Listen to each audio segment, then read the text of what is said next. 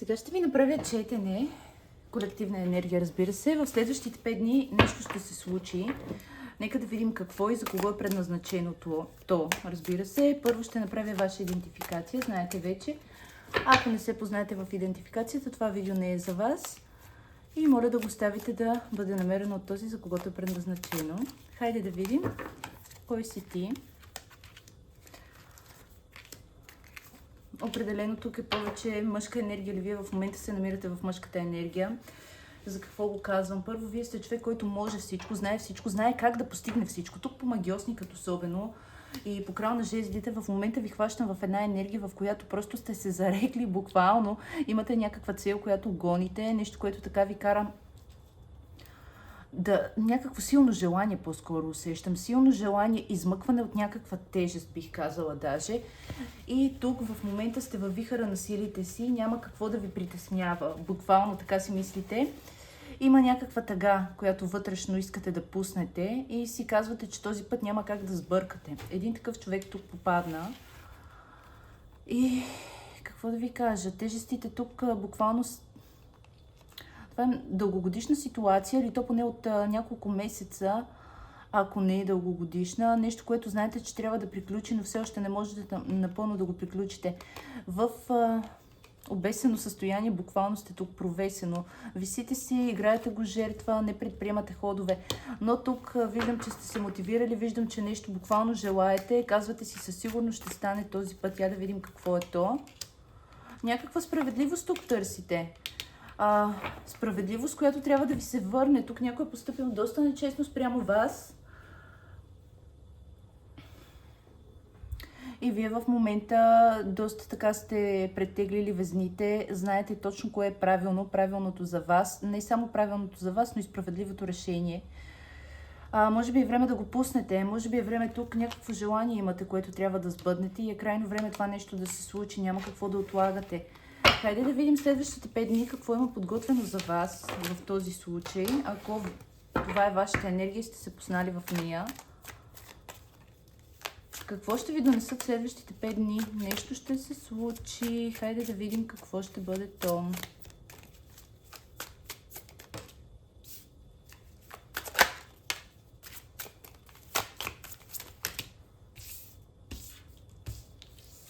Тук са се залепили 2 карти.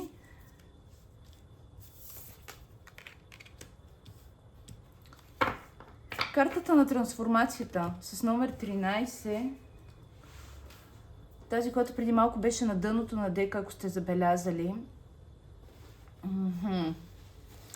Тук не знам какво точно. Ето вижте, 5 карти случайно ли паднаха? Какво се случи? 5 дни, ден по ден ли ще бъде, или всичко на клуб? Може би ще бъде различно при всеки от вас, но ако ги четем по дни, буквално в първия ден вие искате, не искате, просто оставяте някаква ситуация зад гърба си. Нека да видя каква е тази ситуация.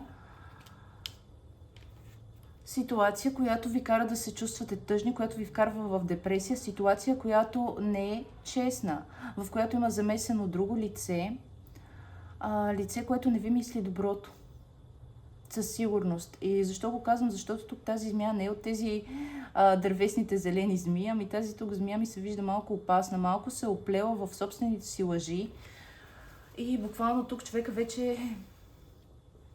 Как да ви кажа, вие сте го разгадали, вие знаете какво, вие просто дали ще го хванете вече натясно, дали не ми излиза точна идентификация кой какъв е и защо е, но това е просто някаква нечестност прямо вас и на вас харесва ли ви или не, не можете вече да бягате, в смисъл истината излиза и вие буквално ще се оттеглите от тази ситуация, възможно е тук да изоставите човекът, който ви е, който сте хванали в тази лъжа, в тази измама или в някакви схеми тук, в които просто този човек се опитва да ви разбута чашките. Буквално това, което вие сте се старали, вие сте подредили, вие сте си наредили в живота. Този човек сякаш се опитва да го разбута. И това нещо тук ще излезе наяве. Втори ден. Картата на трансформацията. След това тръгване, вие буквално тръгване от ситуацията, тръгване от човек. Вие буквално вече, както казах и по-рано в идентификацията, вие вече плана сте го направили. Тук буквално вземате решение да занулите ситуацията и да започнете. Край на старото, време е за новото. Ето и пак картата от идентификацията. Именно тук това, което ви кара да тъгувате, това заради което сте тъжни, умислени и се чувствате дори предадени, бих казала. Според мен обаче не говорим за изневяра, да знаете. Тук е нещо друго. Нали? Не виждам замесено трето лице, но да видим все пак, ако излезе нещо до края. За съвсем друга ситуация става въпрос тук. Не виждам нещо подобно по картите, но тук обаче просто харесва ли или не тази ситуация, вече сте решили, че я оставяте зад гърба си, каквото и да ви коства. Вие искате да промените себе си, искате да промените начина си на живот. Не ви харесва това, което до момента ви се е случвало. Тук сте готови, някакъв късмет, мислите, че имате, нещо се случва около вас, нещо, което чакате да вземете между другото. Нещо, което доста дълго време сте се борили към него и именно това тук ви мотивира по някакъв начин вие да продължите напред. Рязко да тръгнете и да оставите миналото. Или въпросната ситуация в миналото. Трети ден. Въпреки това, въпреки вашето решение, да, сърцето ще ви боли, да, ще ви бъде трудно, но да ви кажа тук, буквално картите, от които нали, ми граничи, тук просто ще се почувствате сякаш точно така, с разбито сърце, ще изпитвате някакво вътрешно колебание, дали правилното, защото не разбивате не, че е друго сърце, с това си решение явно разбивате вашето собствено сърце. Явно сте имали някакви очаквания тук, за да стигнете точно до тази ситуация. Нека да подчертаем защо. Нездрав интерес. Тук буквално се дава някакъв нездрав интерес от нечия страна.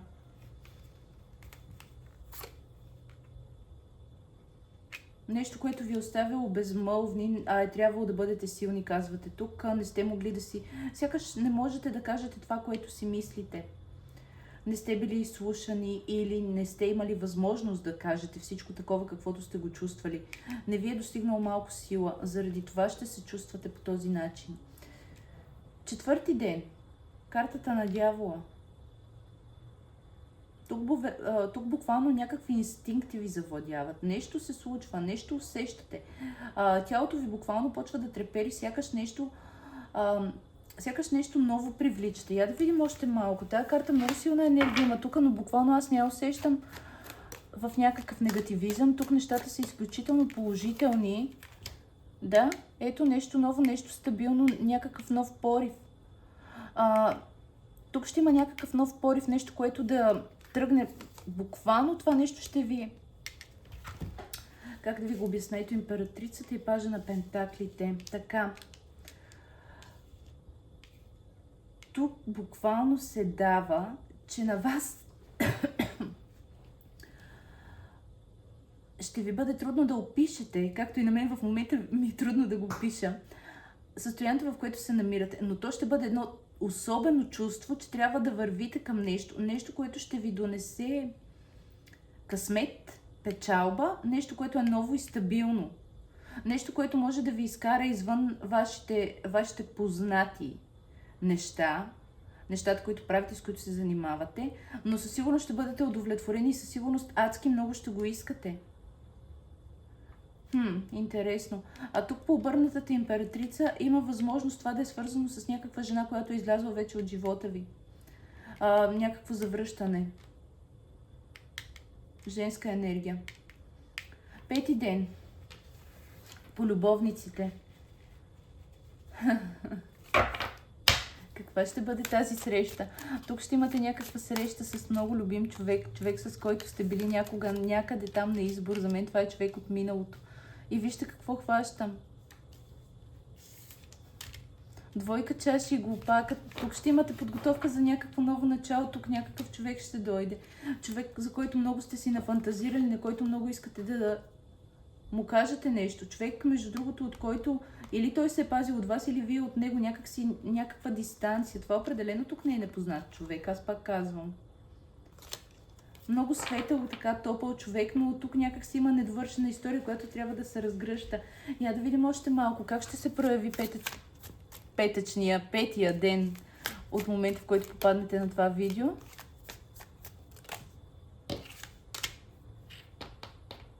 Някак си чувам, че чакането се отплаща. Това се чете по тази карта. Чакането се отплаща и тук плана е направен отдавна все едно. Хайде да ви стегля една карта от отговори от ангелите. Нека да видим. Но тук очаквам някакъв нов любовен романс. Или някакъв човек, който има нещо по-добро. Има от това, което се намирате в момента. Не спирай. Това е буквално, ето, това, което сте си наумили, просто го направете, каквото и да ви коства. Тук имаме някакво не, някой да не ви да си зададе някакъв въпрос. Изобилие. Някакво изобилие тук. Много интересно четене се получи. Надявам се да ви е било полезно.